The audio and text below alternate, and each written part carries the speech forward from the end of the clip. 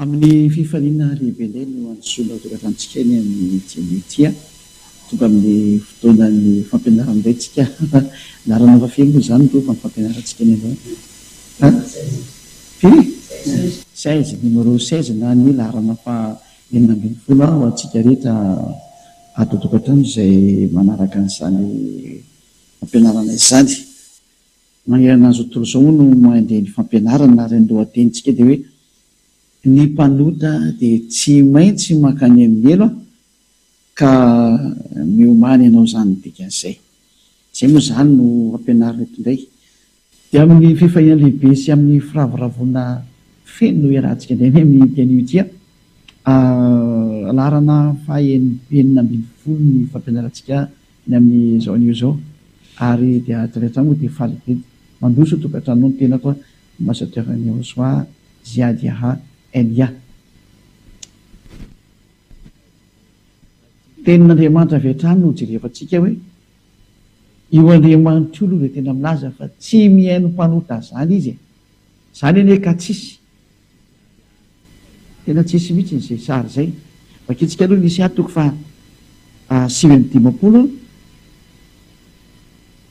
nisy atoko fa 7:50 no jerefantsika dia manaraka ianao zany a ny am'reto teny ndray dia dinio ny tenanao izy a 7:50 atoko fa 7:50 andininy voalohany sy ny faharoa indro ny tanany avatsy foy fa mahavotsy ary ny sofiny a tsy lahany dalovana fa mahare fa ny elokareo no hevitra mampisaraka anareo amin'ny Andriamanitra nareo ary ny fahotanareo no mampiafina nytavany anareo ka dia tsy mihaino izy io Andriamanitra io zany dia mazava be mihitsy ilay Andriamanitra Abrahama tsy ndriko tsara hoe ilay Andriamanitra Abrahama ilay Andriamanitra marina dia milaza mahitsy be mihitsy ny hoe tsy mihaino ny mpanota fady anazy mihaino ny mpanota zany tsy mety aminy zany zany ianao zay mpanota io zany le milaza fa tsy mety mpanota dia efa ilay Andriamanitra Abrahama tsy nihainonao reraka fotsiny makany am-piangona ary ny afaranao tsy makany amin'ny elo raha izay na mafisana izay teny zay rehetra ny bokin'ny Jaona toko fa 7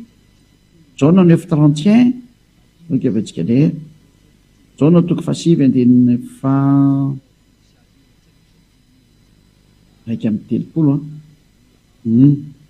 Jaona 9:31 efa tsika ampiteny avetrany ary amin'ny écran io zany fantatsika fa Andriamanitra tsy mihaino ny mpanota zay zany hoe Andriamanitra io zany dia tsy mihaino ny mpanota novinovino reraka zany ianao hiainan'io ivavaka eo fa efa laza izy fa izy dia tena tsy mihainanao ary tsy mety mihainanao ary tsy hainanao mihitsiny a novinonovino satria efa nilaza izy hoe zany ke tsy mihaino ny mpanota zany ka dia reraka fotsy anao zany ivavaka eo fa efa nyteny izy fa izy dia tena tsy hainanao raha misy zany zay mihainanao dia efa nytevolo ny mihainanao roa zany zay marintsika tsara zany zay tenina koro zay hoe tsy mihainanao mpanota tsy hainon'Andriamanitra ny mpanota Andriamanitra tsy mihaino ny mpanota tsy mihainanao zany Andriamanitra zay nodikazay hitondratsika amin'ny teny manaraka fa ny mpanota dia tena tsy manana fahefana ho any amin'ny lantilanita zany dia ireo mpanao ratsy zany Koritianina voalohany toko fa 9 nona metsika daholo ny teny Koritianina voalohany toko fa 9 andininy fa 7 akatsika le zao teny zao ny olona tsy marina mokona toe mpanota zany Koritianina voalohany toko fa 9 andininy fa 7 ary hitatsika hoe teny fa 10 zany moa tsy fantatrareo va fa ny olona tsy marina dia tsy mba handova ny fanjakan'Andriamanitra zany hoe ny olona tsy marina zany dia tsy mahazo mandova lanitry zay na toe fanjakan'Andriamanitra mantsy tsy ho any an-danitra zany ianao lanitry ny lanitra moa tena fiantso anazy ary aza mety ho fitana ianareo mahitsy be mihitsy io teny hoe aza mety ho fitana ianareo ania zay mety voafitaka ianao zany hoe ny mpanota afaka makany any rehefa mibebaka atsika dia mihaino olona mibebaka io Andriamanitra io aleo tsy indray fa tsy misy azany Andriamanitra mihaino olona mifona zany hoe androany ianao mibebaka dia raha pitso anao manota dia aoriana indrindra anao manota dia mibebaka dia manota dia mibebaka tsy mihainanao zany Andriamanitra Hébreu 10:26 aloha vetsika kely makatelo io tsika aloha zay vao miverina indray Hébreu 10 feo misy teo Hébreux 10, 26. Hébreux 10, 26 dia ny 27. Hébreux 10, 26, 27. Fa raha miny manota isika, io zany hoe le olona manota foana dia mibebaka le ohatra ataonareo ampiangonina mikofesy e mifony miorakorako ampiangony mifony manao indray rehefa aveo dia afaka indray ny herinandro dia mifona indray. Ity le teny miandry anareo ty. Fa raha miny manota, matoa mantsy anao mifona zany miny manota indray ianao dikan'izay. Nanao ny tsy mety indray ianao. Rehefa nazo ny fahalana tsara ny marina, matoa zay ianao miny manota dia fantatreo fa tsy mety io, fa ataonao dia aveo anao mifona indray ianao rehefa aveo. Dia ataonao dia mody mamela eloka mpitondra fivavahana. Tsisy Andriamanitra nanina io mpitondra fivavahana io ka raha mpanota, satria mampandika lalàna anao koa ary izy. Mankasitraka an'izany adalàna zany izy dia tsy ny manao ihany fa nankasitraka ny manao koa miara-vo daholo.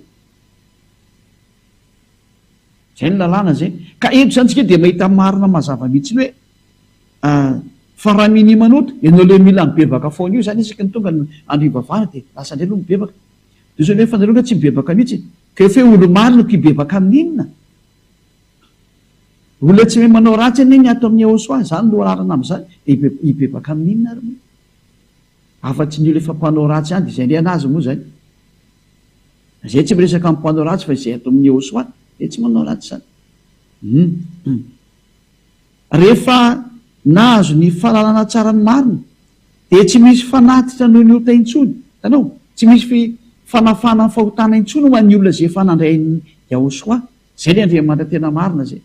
Matoa zany ireo mbola manota foana dia mibebaka dia manota dia mibebaka, tsy ilay maro no miaraka aminareo fa devoly io miaraka aminao io. Matoa anao mbola manota foana. Fa raha ilay tena marina izy tena Andriamanitra dia tsy misy fanatitra noho ny ota intsony ny olona izay efa marina miaraka aminy. Zay le midika hoe tsy mahay manota intsony ary tsy navela nota intsony, fa matoa izy manota tsy miaraka amin'ny aosoa zany olona zany. Zay ny teny marina mahitsy be mihitsy izy io. 7:20. Fa fiandrasana mahatahotra amin'ny fitsarana ary fatezerana amin'ny rehetra izay andaniny fahavalo rehetra kosa. Zay. Olona hiarina ny fiandrasana mahatahotra sy fitsarana ary fatezerana amin'ny rehetra ianao handany anao satria fahavalon'Andriamanitra ianao. Zay ny voalazan'ny soratra masina. Ka miteny amintsika rehetra hoe tsy misy an'izany hoe manota dia mibebaka dia manota dia mibebaka. Mipetraka ao anatin'ny plasin'ny miny manota sady ianao. Fa raha vao nahafany indray mandeha ianao dia tsy misy fanafana ho an'ny ota intsony. Madio ianao dia tazoma mandrakizay. Izay ny antony nanomezana ilay fanahy masina ahatonga anao tena ho lasa parfait. Any tena tsisy tsiny, tsisy kilema, tanteraka. Tsy mahay manao ratsy ny dikan'izay. Zany no teny omenantsika voalohany mikasika any amin'izay hoe tena tsy mahay manao ratsy iny ato amin'ny aosoa. Tena tsy mahay zany izy. Fa ianao mbola manota io zany tsy izy ianao.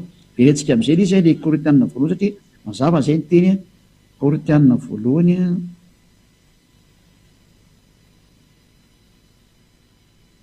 toko 9 dia ny 7 teo zany. Zay. Moa tsy fantatrareo va fa ny olona tsy marina dia tsy mandova ny fanjakan'Andriamanitra. Aza mety ho fitana ianareo. Tandremo anao voafetaka zany. Fa ny mpijangajanga sy ny mpanompo samby sy ny mpakavadin'olona sy ny sodomita 10:10 sy ny mpangaratra sy ny pierina sy ny mpomamy sy ny mpanaratsy ary ny mpanao ankelina dia tsy mandova ny fanjakan'Andriamanitra. Zay. Zany hoe ny olona mpanao ratsy mihitsy zany dia tsy mahazo mandova ny fanjakan'Andriamanitra. Reo le tsy mahazo miditra andreo, reo le mpanota reo. Dia verifio zany ny plasinao aiza ho amin'io ianao. Verifio tsara ny plasinao aiza ho aiza eo ianao zany. Fa tsy mahazo miditra lanty ianao izay niteny dada Iava. Nampitainany Yahosoa, nampitainy apôstôly. Zay zany ny zavatra misy zay. Faharoa, tseko 1, 2, tseko tsona fahafiry zao na fahafiry. Fa 5, fa 9 angamba dia tseko tsona teny omenantsika indray Apokalipsy. Apokalipsy toko 2:20. 7:20. Apokalipsy 21:27. Apokalipsy 21:27. Ary tsy mba hiditra ao mihitsy izay tsy masina, na izay manao vedaveta, na izay mandainga, fa izay voasoratra ao anatin'ny boky ny fiainana izay ny zanak'ondry ihany. Tsy mahazo miditra ao anatin'izany lantilanta zany mihitsy ny olona mpanao vedaveta, ny olona tsy masina, Ka ny olona tsy matsin'izany dia ny olona mpanota ilay mpanao ratsy tahaka anareo, tahaka anao, lay tsy mety miala ny fahotana, lay manaratsy an'izao fanjakana masina izao, zay mpandainga, efa impirina andainga ianao zay, ary ny androm-piainao dia lainga sy fitaka fotsiny mandraka andro any. Ary anao tsy afaka ho zany raha tsy manatona ny Jehosoa ianao e. Fa zay voasoratra anatin'ny boky ny fiainana izay ny zanak'ondry ihany no lasa miditra any, satria reo ilay tsy mahay manota, satria efa tafaraka amin'ilay zanak'ondry, ka ny anaran'ilay zanak'ondry dia tsisa fa Jehosoa, ilay manala ny fahotana, lasa tsy manota intsony izay miaraka aminy, lasa olo-marina izy. Apocalypse 21-27, fanamporifonanao fa tsy ho tafiditra any amin'ny lantilanitra zany mihitsy ny mpanota, aza lany andro eo anao fa tena zany hoe diso adresy mihitsy ianao. Apocalypse 21:8. Apocalypse 21:8. Fa ny osa sy ny tsy mino, ny vetaveta sy ny mpamon'olona sy ny mpijangajanga, ny mpanao ody ratsy sy ny mpanao mpisampy, ny mpandainga rehetra dia hanana ny anjarany ao anatin'ny fary rehetra avy sy ny solofahary. Fa izany no fahafatesana faharoa. Izany teny izany zany dia tena mametaka amintsika rehetra mihitsy ny hoe tsy mahazo miditra ao anatin'ny lantilanitra mihitsy ny olona tsy mino. Tsy mino ny Jehosoa dia ka zany. Jehosoa ilay manala tamin'ny fahotana. Hiditra amin'izay tsika hoe iza kena toe mpanota ary aloha. Rehefa henonao zany rehetra zany, ny mpanota dia ny olona tsy mino an'izao toe Andriamanitra Abrahama zao. Zay aloha, ary narin'ny Andriamanitra Abrahama dia Iayavah. Ary izay miaraka aminy dia afaka amin'ny fahotana. Nosoloanareo Andriamanitra hafa io Iayavah io. Tsy hoe mandinika izay nanovainareo anazy ihany fa be dia be nanaovanareo anazy ihany. Ary izay netrany tsy niaraka tamin'io Andriamanitra Iayavah io dia lasa mpanota daholo manerana an'izao tontolo izao. Borofon'izay ianao e, aza mandainga ianao. Iainanao zany hoe tsy maintsy manao ratsy izany ianao. Mandainga, mangalatra, misoloky. Tsisy mandeha marina mihitsy satria mandrefy ny tenano a. Ny sasako manambady 4, nefa no milaza fa miaraka amin'ny Andriamanitra Abrahama, manambady 10. Ka dia misy manao fampianarana hoe ka be loatra ny vehivavy ka tsisy mpanelina izy fa aleo izy atao lehilahy ray atao manambady be dia be. Misy mamorona fampianarana ohatran'izany ilay olombelona. Ianao no te hijangajanga ny tena marina ka ataonao izany izy. Zany sary misy daholo zany. Ao ny sasany dia tena hovaina fotsiny ilay anarana. Sasany laza fa mivavaka amin'ny Andriamanitra Abrahama nefa ny manompo sampy, manao sikidy, mifamosavy. Zava-dosany zany. Ny fijangajangana moa dia efa tsy resahana intsony. Tsy misy Andriamanitra Abrahama zany namela ny hoe lehilahy ray manambady be dia be io. Fa efa namoaka lalàna io Andriamanitra Abrahama io tamin'ilay Jehosoa ilay zanany mahalala an'izay ny rahany. Efa fanaporofona hoe tena niteraka io Andriamanitra io ka tsy resahako intsony. Io Jehosoa zanany mahalala io mihitsy namoaka didy sy lalàna satria mpaminany io ary ny mpaminany Israeliany efa nampianariko antsika fa tsy maintsy henona ny mpaminany Israeliany. Dia ny mpaminany Israeliana farany nefa ny Jehosoa namoaka lalàna hoe lehilahy ray manambady vehivavy ray. Za zao tsika hijery izay teny izay any bokin'ny Filipianina any angamba izay. Ao karoa kely a.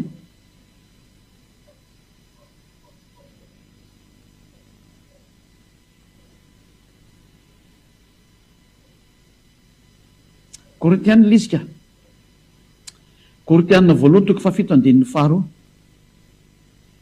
Korintianina voalohany toko 7 andininy faharoa.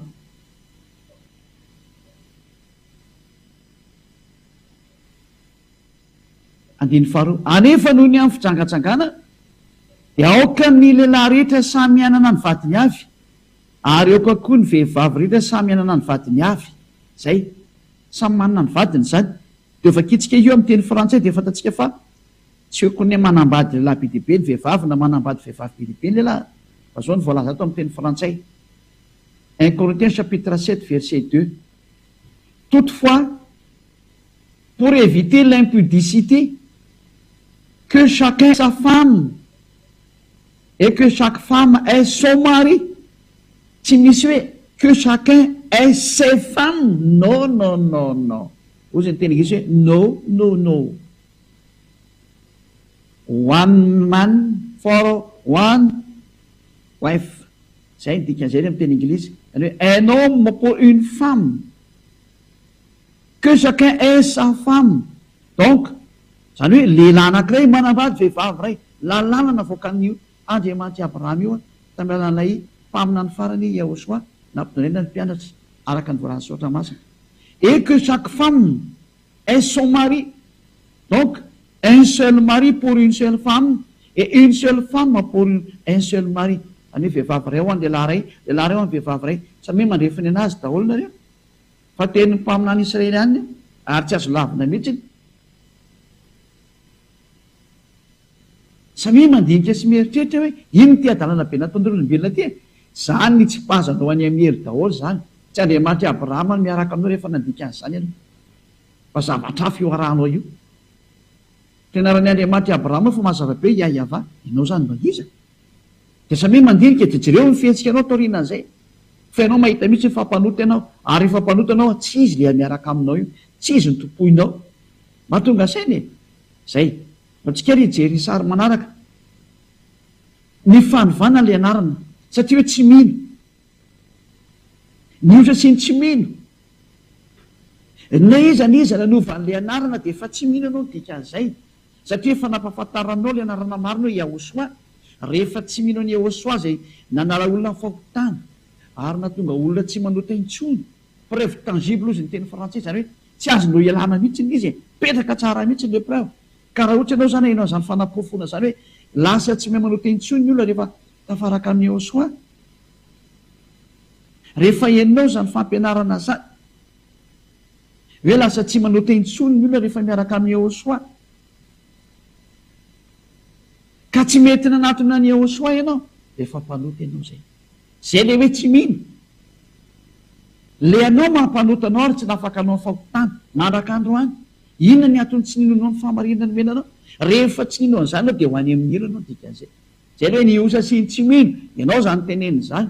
Satria le ny tompoinao tsy nafaka anao tamin'ny fahotana, mampanota anao mandrak'andro any, tsy izy ho ay iny. Ianao ny ara-ny fitsarana hoe tsy mahazo makany amin'ny lanitra ianao. La ny andro mivavaka any ianao ny teny izy. Zay. Tsy mino anao. Efa nytenenanao fa tsy izy ny Krismasy. Namoaka lalàna teto mihitsy ny ambasadioka ny Yahosoa Eliasy ny tenako. Hoe ity ny lalàna mirano milaza fa tsy azo atao mitandrina an'io Krismasy io na mankalaza an'io. Mamaly fotsiny nareo avy any hoe zay tsy maintsy mitandrina Krismasy satria maneran-tany anaovana an'io. Fiza milaza fa rehefa maneran-tany dia tsy maintsy ataonao. Fiza moa milaza aminao fa rehefa atao maneran-tany dia mety ny dikan'izay. Lalàna vezana no miteny an'izany, fampianarana avy any amin'izany namoaka an'izany. Zareo amin'izany zany zao dia fandikan-dalana ataonareo olombelona daholo zany hoe tsy te lalana nareo, ka rehefa tsy te lalana dia aleo zay tsy te lalana mandeha makany amin'ny lalana ma tsy te lalana azy zany, fa ianao zay maheno kosany a miverena ty amin'ny fahamarinana. Verena ty amin'ny fahamarinana, manatona ny Yahosoa, manaraha ny Elia amin'izay ianao. Re zao mariky ny tsy finoana daholo reny. Hoe le ny tomponao hatramin'izay nampanotanao, ary iny fa mbola lasa nandeha nanota indray ianao satria efa niporofona taminao fa tsy azo atao mahamantatra an'io zanak'Andriamanitra io a, tao amin'izy nofo, tsy azo atao intsony zany. Na dia fantatsika aro izy zany, tsy azotsika atao intsony zany. Lalàna anapetraka mihitsy anie zany. Nefa ianao dia mitondra an'iny baibolinao iny. Nefa ianao dia mbola nanao ihany ianao. Ka tsy efa mini manota avy ianao dikan'izay. Raha mini manota antsika, efa nanao daholo nareo zao tamin'ny 25 desambra iny. Niara nanota daholo nareo rehetrarehetra. Zay ho teny hoe niara-nirona. Niara-nirona amin'le any amin'ny tsisy tsony e. Samy mieritreritra e. Samy mieritreritra. Zay. Andao vao aventsika hoe tsy ekeny dada iava mihitsy ny anovana an'io anarana io. Andao fakitsika zay teny zay arika hatramin'ny bokin'ny Isaiah 40 firy moa zany 48:11. Isaiah 48:11. Dia mandray antsoratra daholo zany nareo e. Isaiah 48:11. No ny tenako, eny, noho ny amin'ny tenako ihany nanaovako an'izany. Indrisy lotoina ny anarako, fa ny voninahitro tsy omeko ny hafa. Zay. Indrisy izy lotoina ny anarako fa tsy omeko ny hafa ny voninahitro io. Zany no pirofo fa tsy ekeny dada iavana mihitsy ny anovana ny anarany. Raha iavana omena voninahitra dia tsy azo novana teo hoe Jehova na Jesosy na i Jesoa na Jésus na Jesasy na Alà na Abrahama na Visnu na Siva na Boda na tsy haiko tsony zay mety antsoinao any non tsy azo atao.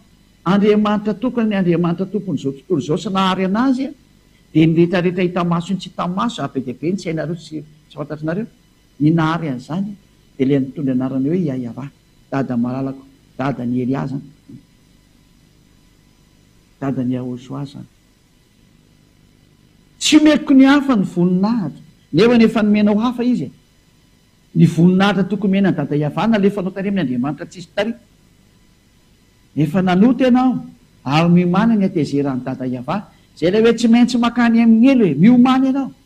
Niaza mba maty moa ianao io. Miomany ianao fa tsy maintsy hitsipy any amin'ny elo ianao. Niaza mba maty moa ianao io. Miomany ianao fa tsy maintsy hitsipy any amin'ny elo. Ny fanovana an'io anarana io.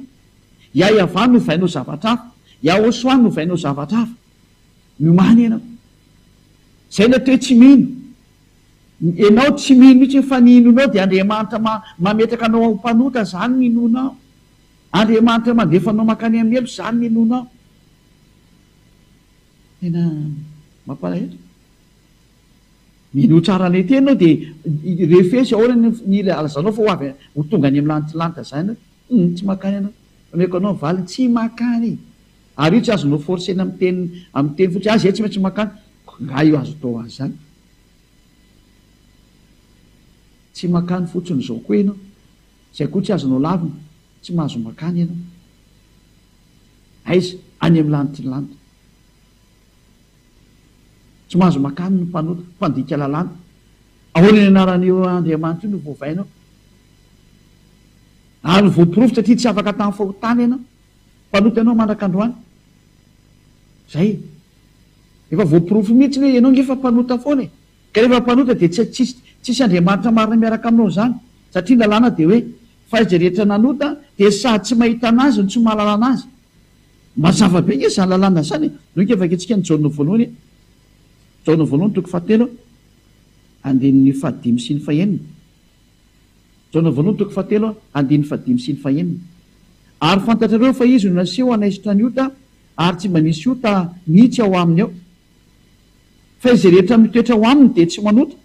Koa izay rehetra manota dia tsy nahita anazy ny sady tsy mahalala anazy. Anareo tsy nahita anazy ny mpanota ary tsy mahalala anazy.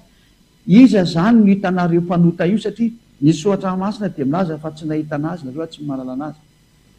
Ianareo mpanota nge miantso Jesosy Jesoa. Eto nefa ny teny hoe tsy nahita anazy nareo ary tsy mahalala anazy. Tsy izy ange zany Jesosy Jesoa. Tsy izy Jesosy, tsy izy Jesoa, tsy izy Jésus, tsy izy Jesus, tsy izy daholo ny rehetrarehetra any. Rehefa Andriamanitra nahampanota anao dia tsy izy. Aza mba miteny Andriamanitra Abrahama zany fa tsy izy io. Nampanota anao. Lasa mbola manao idôlatria ianao. Lasa mbola manao ny fanompotsapy maro samihafa ataonao. Lasa mbola manao famisaviny ianao. Zava-doza amin'ny nataony. Samy mieritreritra. Ny fijangajangana ny adultère ataonao foana. Andriamanitra izy ny miaraka aminao. Tsy ilay Andriamanitra marina. Saingy izy moa tsy mba nampisehoely sy fahefana taminareo dia zany izy itiavanareo hoe tena maheriny ianareo fa tsy ohatran'izany intsony zao. Tsy ny ianareo zany no mahery fa efa tonga eo aminareo hoe tena mahery. Ary tena ny tompony hery sy ny fahefana mihitsy ty tonga ty. Yahva no anarany. Arany zanany dia Yahosoa. Ary ireo anankiroa no naniraka ny Elia. Ziady Elia zay hitany masonareo. Tonga izy ty. Rajavy za manaporofondrony tsy mety ataonareo. Mpanota nareo tsy ho any amin'ny lantilanitra zany mihitsy novinanoviany. Fa mpanota. Ka mampanota ny mpanota dia tsy afaka makany amin'ny lantilanitra ny mpanota. Fa ny mpanota dia tsy maintsy tsipy ho any amin'ny elo. Ary tsy maintsy ho any amin'ny elo mandrakariva mihitsy nareo satria maninona. Satria nanao tsy mety. Ary rehefa manao tsy mety dia tsy maintsy ho any amin'ny elo. Ary rehefa mpanota dia tsy maintsy makany amin'ny elo. Fa ny mpanota dia tsy maintsy ho any amin'ny elo. Voalaza ny lalàna zany anao zava-dezy. Ka anjarantsika no mandinika sy mieritreritra an'izay manomboka eto hoe aiza ny plasinao. anisan'ny fahotana dao zany rehefa manao ny tsy fahamarinana ohatra ny tsy fahamarinana rehetrarehetra reva kitrindray zay tia ny klasyny mpanota ty andao le tsika andeha anome karazana teny maro samihafa zany jaona voalohany a toko fahatelo a toko fahadimy zay fatindrira toko fahadimy andin'ny fito ambin'ny folo anga manisy zay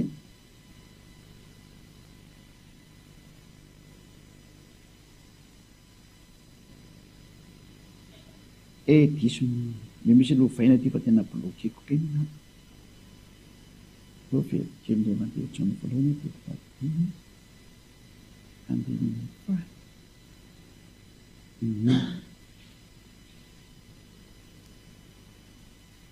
fito ambin'ny folo jaona voalohany toko fahadimy andin'ny fafito ambin'ny folo ota avokoa ny tsy fahamarinana rehetrarehetra zany hoe rehefa tsy fahamarinana zany a de efa otana daholo ny dikan'izay zay voalaza ny lalàna zany zay zany hoe rehefa manao ny zavatra tsy mety eo anaty an'io andriamanitra ianao zavatra makany amin'ny tsy marina de efa fahotana zay aritra de tsy miditsy any amin'ny lantilanty ianao zany mahatonga ny olo atao amin'ny eosoa parfait tena tsisy kianina tsisy tsiny fa ny mpanota koa zany de mitsipy makany amin'ny elo ary ino raha ty hoe mpanota ny olona mandeha amin'ny tsy marina rehetrarehetra mamitaka manainga misy loka zany na te mpanota zany rehefa tsy fahamarinana de mpanota ary rehefa mpanota de tsy mahazo makany amin'ny lantilanty tadidio strict ny fidirana any andriamanitra masina sy marina ny tompo trano any a de tsy tia zahatra maloto izy kainao tsofotsofoka any amin'ny trano ihany roany ianao satria maloto tsy mahazo miditra any ny ratsy ozy ny teniny fa ny masina ihany mahazo miditra makany masina sy tsara zay mazava be mihitsy ny teny ohatra rehefa tsy mankataon'io teny io anao de fa mpanota ianao zany zay eo tsy aloha itrandrayntsika amin'ny teny manaraka mihitsiny hoe ahoana ny andrefesina hoe manota indray ny olona anankiray fa rehefa tsy fahamarinao zany de fa ota misy lalàna ny menanao tendray ny andrefesana anazy rehefa nydikainao lalàna ny eosoa de mpanota ianao zay ndray no resantsika tondray hoe lalàna ny eosoa rehefa nydikaina de fa mpanota koa ianao aleloha efa mety antsy fa aleo arahantsika izy fa mety daholo jaona voalohany hoe toko fahatelo a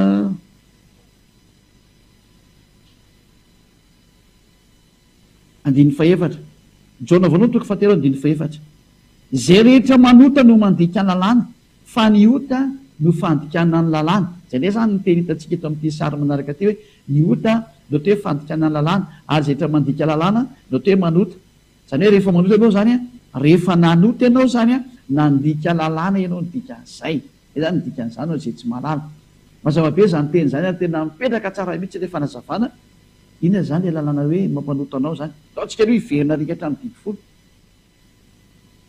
efa namoaka didy dada iava fa ny lalàna mose de tsy azo anapina tsy azo anesoa Deutéronomia 4:2 Deutéronomia 4:2 azapinareo ny teny a izy dao zany le mpandika lalàna zao le tsy mahazo makany amin'ny lantilanty efa fitsarana zany ty meny izy ady elianao ty Deutéronomia toko faefatra ty lalàna mitsarana reo de samy mandinika ny ataony am'izay a de amboary teny zao ny andamianareo ny fitsarana anareo fa fomeko izy ty ahoana ny amarinareo anazy ketriketreo am'izay a de hitantsika ny mahafaka anareo Deutéronomia 4:2 Deutéronomia 4:2 azapinareo ny teny zay andidiko anareo ary aza nesoko anareo fa tandremo ny didiny avy andriamanitra reo zay andidiko anareo tsy aza atao zany manampy sy manaisotra ny teny amin'ity didy folo a sy lalàna mose ty zavatra nisy anefany tsy navelany dada iavana atao tso ny fisoroanana fa ry avo manao fisoroanana nareo a de mitovy amamolaka vozina lika sy mitondra rakiso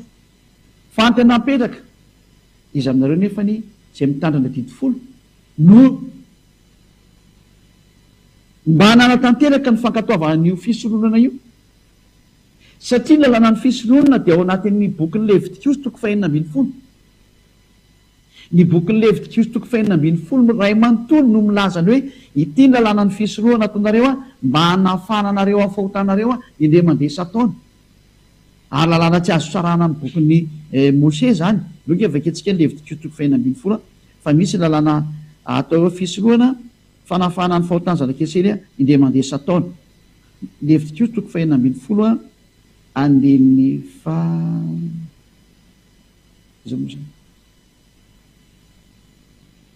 3:30 aleo zany de 4:30 4:30 avy hatrany evitiko 16:34 ary ho lalàna manak'izay ho anareo zany hanaovana fanavotana ho an'ny zanak'Israely indray mandeha isan-taona hahafany amin'ny fahotany rehetrarehetra. Any hoe misy lalàna fanafana fahotany indray mandeha isan-taona zany atao ho an'ny zanak'Israely lalàna ny fisorohana. Ka io Levitikos 2:12 manontolo io zay le hoe tsy azo anapina tsy azo anesorana fa ny tena mipetraka manina nefa nareo tsisy nanao an'io Levitikos 2:12 io efa nandika lalàna nareo satria hoe tsy azo anapina eo tsy azo anesorana. Ka rehefa mitandrina didi folo nareo de tsy maintsy nanao lalàna ny fisorohana. Ao anefa nareo tsy nanao lalàna ny fisorohana. Mba avalikely izy ry mpitandrina didi folo rehetrarehetra de anareo mpivavaka sabotsy mpivavaka alahady. Aiza lalàna ny fisorohana tsy nataonareo? Iza moa no miteny tanareo ampidireo zany andriamanitrareo zany Jesosy nataonareo nitsofoka atao anatin'io fitoerana io resaka fisorohana io. Iza nampanao nareo an'izany? Fahotana matsiravina tahaka ny ahoana ty nataonareo ty? Mpanota nareo, tena nanota mihitsy nareo satria nandika lalàna. Meko ny fanazavana teo hoe raha ny didi folo zany de tsy raha teo afaka amin'ny fahotana ianao de manao fisorohana anao indray mandeha isan-taona. Zay vao afaka amin'ny fahotana ho an'izay mitandrina didi folo. Nanina tsy nataonareo zay? Satria tsy azo esorona ao anatin'ny didi folo lalàna ny fisorohana Levitikos 2:12. Nefa nareo rehetrarehetra tsisy nanao an'io.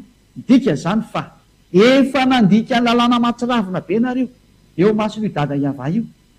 Ary tsy mendrika anareo tsony miditra any amin'ny lanitra satria efa nanota ny didi nareo ary nandika lalàna Mosè.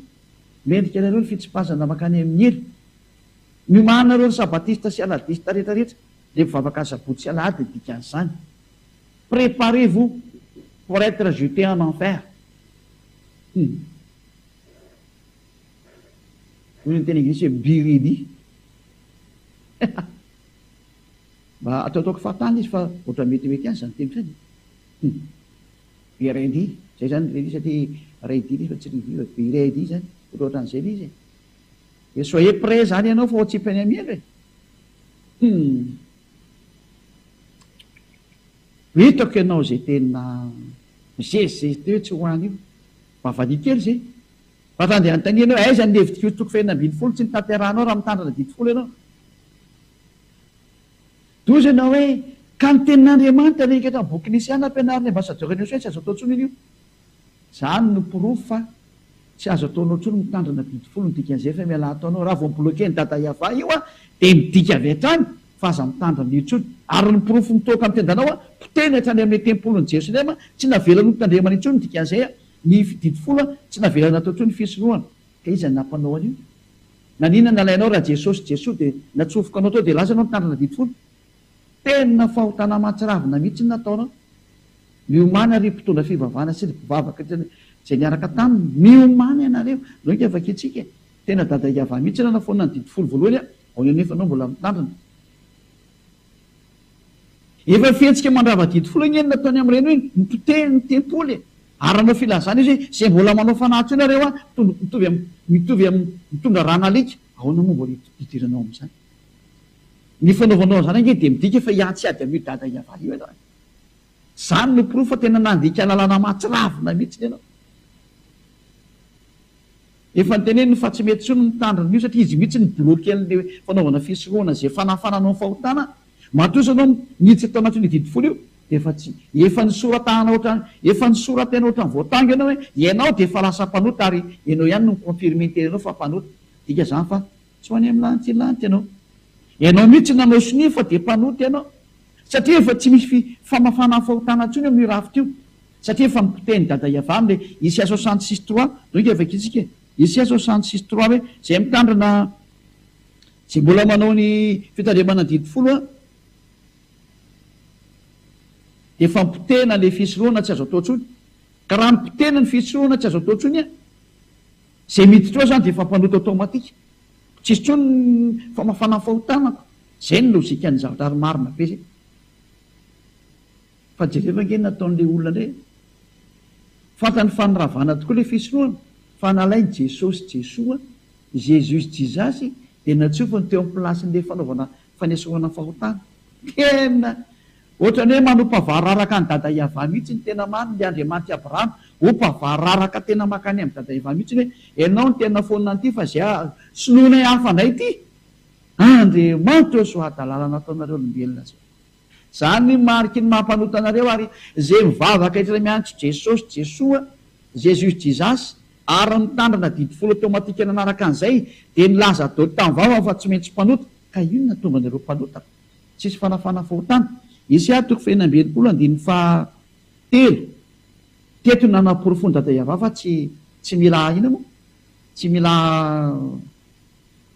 mila le fisoroana nataonareo tsony ary anisany nanapiteny tempolony zany no fanamarinana hoe tsy mila nio tsony Isaya 66:3 zay mamono omby dia ohatrany mamono olona zay ary le zay, zay mamono ondry atao fanatitra dia ohatrany mamolaka vozona rika, ary zay manatitra fanatitra hoana ohatrany manatitra rakisoa, ary zay mandoto didikazo manimpofona fanatrim-patsiroana dia ohatrany misaotra ny sampy. Zany ange olona fa milaza mihitsy hoe tena tsy mety amiko mihitsy le zatra ataonareo e, ary tena mahatezitra anazy mafy mihitsy le zatra ataonareo. Ahoana amin'izay ny hevitranao ara? Nefa ianao dia tena nesoronao mihitsy nyty Isaya 66 ty tokoa, tena natanao mihitsy nanesotranyio fa nisoloanao an' Jesosy daholo le zatra etra tao sy Jesoa. Iza ny nampanaonao an'izany? Lalàna taizana fanaonao an'izany. Nefa ianao dia mety asotra mivandravandra hoe aza nampina dia aza nesoa dia autonomie 4 ka ny fampidiranao an' Jesosy Jesoa tao anatin'io plasin'io fanaovana asorona omby sy ondry sy osy io dia midika fa tena nososenao ny teniny dada Iava hoe aza nampina dia aza nesoana, nososenao zany teniny zany. Ninonino no teneninao? Atria mahitsy be le teny aza nampina dia aza nesoana. Eny fa nale zanak'Andriamanitra dia ny teny mihitsy hoe tsisy ho foana ny amin'ny didy fosy lanamosy eo ho an'izay mitandrina azy, na teny tsoratra ray aza na ino moa na litera ray aza. Zay ny tenyle zanak'Andriamanitra. Nefa ianao ty tena nanala sy nanaisitra mihitsy, ahoana moa ny afaka anao amin'izay? Ary mpitondra fivavahana sy mpivavaka zay mitandrina didy folo efa fitsarana ty meko anao ty ndana tadiavo teny zao ketriketry eo ny afaka anao ary meo anany valy teny raha mahita ianao. Fa raha nahita avenareo tsy efa niakatra tety nareo ny teny taminay ao avaliko ianao e. Aiza ny amalinao io lalàna iny meko anao fa tsy torapo e. Soratra mivandravandra be hita amin'ny voamasonao io.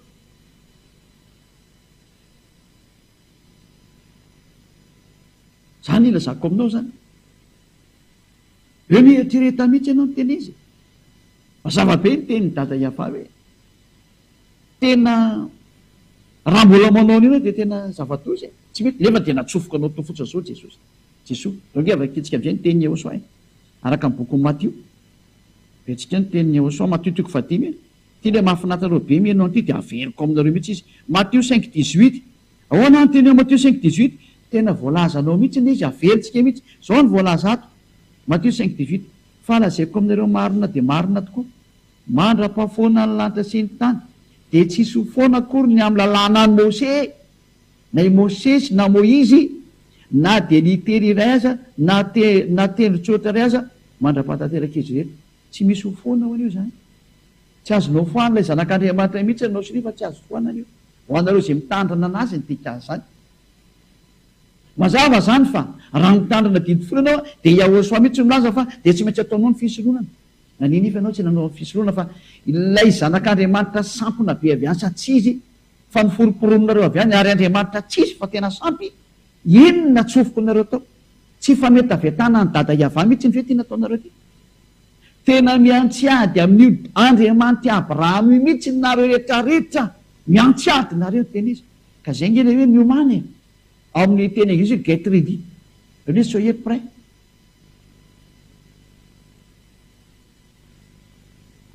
Miomany ianao fa tsy maintsy makany amin'ny elo ny olona mpandika lalàna. Ianao io dia nandika lalàna mihitsy ianao. Fisoloana ohatrany dia nibatainao avy any nesoronao dia natsofoka anao tao ny Jesosy anao sy ny Jesoa anao, Jesus Jesus anao. Iza nampanaonao an'izany izy? Tsy tianareo mihitsy mihaino ny Elia satria mahitsy be ny tenin'ny Elia, fa ny tenin'ny Elia manaraka anareo mandra-patapiky ny fofony anareo. Eny fa naiala any izy ianao dia eo mihitsy ny tenin'ny Elia iverinao misofonao ny tenin'ny Elia. Ahoana ty teniteny hoany? Tsy ho afaka amin'io tenin'ny Elia io zany nareo. fa Elias Yehosoa anankiray zany. Fa nyteny Yehosoa zao averiko aminareo za raha izy ny tonga taty dia ohatry zany natao fa io ihany no averiko aminareo. Fanindra. Za mieritreritra atsika. Ino ty zatra nataonareo ty? Ny mpitandrana didy folo moa efa teneny hoe tsy mety tsony satria maninona? Efa foana ny fisorohana. Rehefa foana ny fisorohana, tsisy fanafana anao amin'ny fahotana tsony raha miditra anao. Iza nampitolatolanao miditra ao? Raha izay, satria dada Eva teny hoe tsy mety tsony, tsy tiako koa foanako ny fisorohana, foanako ny tempoly dikan'izay tsy mahazo mipetraka amin'ny tsony nareo fa tsy mety amiko tsony. Raha mipetraka ao anatiny nareo dia mpanota mandrakizay nareo. Dia tokoa nareo mpitandrina didy folo fa mpanota mandrakizay nareo. Niatra taminareo ny teny dada Eva. Mbola ny amplifienareo no amafisinareo indray ny fahotanareo. Ny soronareo tokoa rehefa fisoroana fa nampidirinareo an' Jesosy, Jesoa, Andriamanitra io ty nataonareo. Lalàna taiza nampanaonareo an'izany. Nga tsy hitany voamasina reo hoe tsy azo anampiana dia tsy azo ny esorana. Ary namafisa ilay zanak'Andriamanitra hoe tsy azo ro foanana ny teny ao. Raha mitandrina io dia tandremo izy rehetra rehetra. Ary rehefa hialana io mialana izy rehetra rehetra. Zay indray izy mety. Tahaka ny atao amin'ny Yehosoa, zay moa tsy ady tsy miditra amin'io zany. Indray lalàna ny Yehosoa na ranay. Tsy miaraka amin'ny didy folo zany. Io rehefa nravahany Yehosoa tamin'ny azy fijaliana. Efa nomeko anareo ny fanapolifony. Nomeko anareo ny démonstration. Fa nareo tsy mino, araka ilay tenin'Andriamanitra hoe niosa siny tsy mino. Ianareo nge zany tsy mino zany. Ianareo mpiantso Jesosy, Jesoa, Jésus Jesus, nareo zany tsy mino zany. Ianareo io voalaza ny tenin'Andriamanitra io. Tsy mety ninonareo daholo ny tenina ampianarin'ny Elia rehetra rehetra. Nefa dia teny marina no menanao. Ka nareo mino. Ianareo nge tratrany io teny hoe niosa siny tsy mino, ianao zany. Tsy mino hoe diso io Andriamanitra anao io. Tsy mino hoe fa mpanota foana ingenao. Nganao mety mino an'izany. Zany atao hoe voapetaky ny vy mamay ny sainao. Niaza mba maty e. Ozy ny teny alika hoe miomany e. Niaza mba maty ianao fa any amin'ny ena. Fandikan-dalàna mahatsirava nataonao. Miopapana mihitsy ny fandikan-dalàna. Zay. Raha hitodika indray amin'ny rehetra ny fandikan-dalàna nataonareo dia efa betsaka mihitsy. Ao ny Andriamanitra trinité nataonareo. Ao ny Andriamanitra monoteisme manampianarinareo. Zany zao dia mariky ny mampanotanareo daholo zany. Hatrany amin'ny batisa nataonareo. Ny batisa natao amin'ny anaran'i Jesosy na ny anaran'i Jesosy nareo tany. Iny aloha dia efa Andriamanitra efa fausse marque efa tsy izy iny. Efa mpanota daholo izay niaraka taminy fa nataonareo foana ary tsy telala mihitsy nareo e. Olona mpanota ny nampianatra an'izany hoe tao amin'ny anaran'i Jesosy dia nanao tokoa. Diso indray amin'ny anaran'ny Ray sy ny Zanaka ary ny fanahy masina. Zay na tonga nampianatra farany teo hoe raha ny anaran'iray aloha dia Yahva marina izay. Anaran'ny Yehosoa dia Yehosoa marina izay. Ary meo ihany anaran'ny fanahy masina fa misy amin'ny million ngery zareo. Dia izy amin'ireo anarana fanahy masina million ireny no raisinao zany. Izy amin'ireo. Za raha nanomenareo santiony misy natao hoe fanahy fitsarana, fanahy masina, fanahy fandringanana, fanahy masina, fanahy fanatanterahana, mbola fanahy masina. Ary ny fanahy masina ny rano anatin'ny olona, fanahy masina daholo zany. Amilio isany ireo.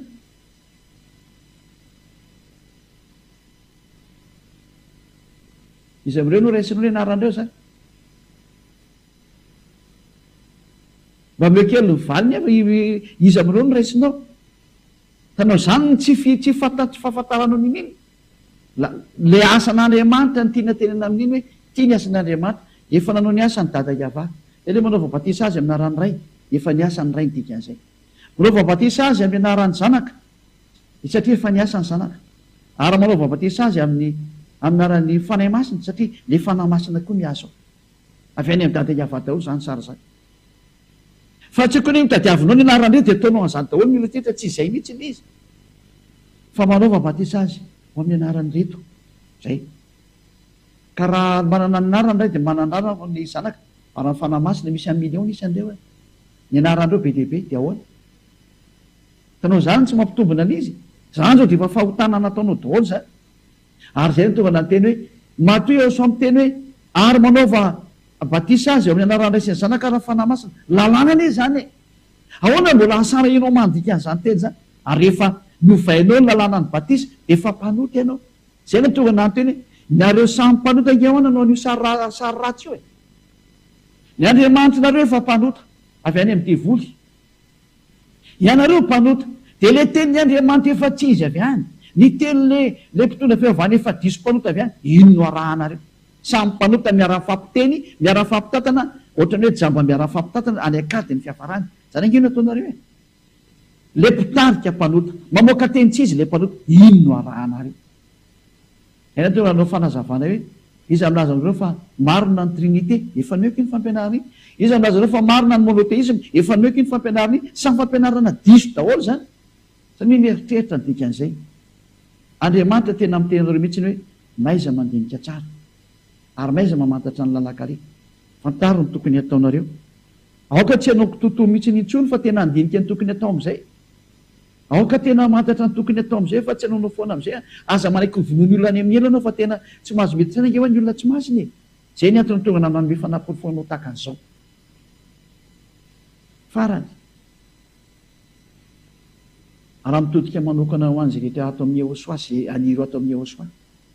Fady indrindra ny manohitra an'izany atao hoe tenin'ny Eliasa. Na manambany an'izany. Lalàna avy hatrany fitsarananareo no meko anareo fa raha voazany mihitsy ny voatohitrinareo zany teny zany. Fanambanina ny Yehosoa mivantana zany. Fanambanina ny dada Iava mivantana zany. Tsy nafantatra an'izany dada Iava zany nareo raha tsy teo Elia. Tsy nafantatra an'izany Yehosoa zany nareo raha tsy teo Elia. Teny dada Iava sy Yehosoa azy ny dikan'izay matoa ny fahefana hiteny momba azy. Zay ny dikan'izay. Ao amin'ny bokinareo azy rehetra amin'ny Hébreu toko fa Hébreu film izy iny. Hébreu satria kely hoe manekeny mpitondra anareo dia manao avy azy. Hébreu film 13-17. Hainrova tsy injery mihitsy ny satria navo azy nga manity.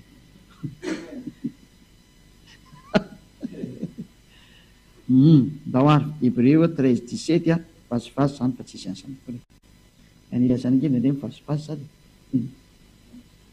Hébreu 13-17. Manekeny mpitondra anareo ka manohava azy fa izy miambina ny fananareo arak'izay tokony ataon'ny olona mbola ampahamoana manaovany amin'izany ny fifahina fa tsy amin'ny fisetoana fa tsy mahasoanareo zany. Olombelona kely tahaka anareo raha nomena an'izany teny zany hoe ankatoavo mpitondra anareo fa ary ekeo izy fa izy miambina ny fananareo. Fery ange tsy mampiambina ny fananareo fotsiny fa mitondra ny fananareo ary mitsara ny fananareo. Lehibe ny mpitsara zany Eliasa. Any amin'ny lanitra ny lanitra. Ary efa nampianariko loatra any amin'ny toerana hitsarako azy hoe atsy ny any andehanareo. Saingy zaho tsy mitsara zay da zany fa lasa miangatra. Efa nomeny Yehosoa atao hoe zandry zareo. Ary izay efa nomena sehatra amin'izany.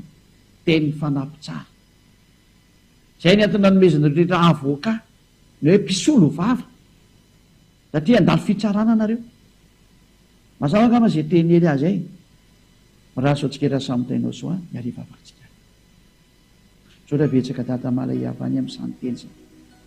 Fa teny nomenao zany atonga sainany rehetrarehetra. Iverenany fisainany rehetrarehetra ho any aminao marina ka tsisy hitsara velatsy eo anatrehanao. Na mitaka ny tenany eo anatrehanao. Fa ny tena fitiavana marina tokoa dia tena amin'ny lafiny rehetrarehetra fa tsy haiko hoe amin'ny anankiray ihany. Dada Iava malala.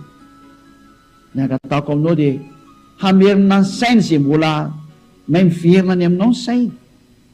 Hamantatra mihitsy ny hoe zany fahamalina ny fitiavana zany dia tsy misy hoe ary misehatra ry marina tokoa fa tena misehatra rehetrarehetra zany. Marina zany tenao zany. Ampianaro zany dada Iava ho any amin'ny fony sy ny sainy tsirairay avy. Indrindra ho an'izay rehetra miady mafy tonga any amin'ny lantilanty ho any aminao.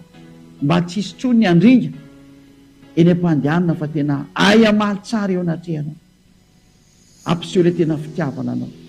Ary ho an'izay rehetra voalahatra ho any amin'ny lantilanitra, ho any amin'ny fiainana mandrakizay, ampitiraingana dada Iava. Dia ireo izay tsy mba namaly anao na nanohitra anao. Fa raha vao nahemoka resy lahatra dia ampitiraingana izy dada Iava. Voninahitra anao mandrakizay. Sotra betsaka dada mala Iava. Amin'ny anaranao Yehosoa. Alleluia. Amen. Dia miraha soatsiketra sahony tenao soa ho amin'ny fitohizan'ny fampianarana ho amin'ny manaraka andrea. Mara-pianarana mandra-piresaka ianao matao azy.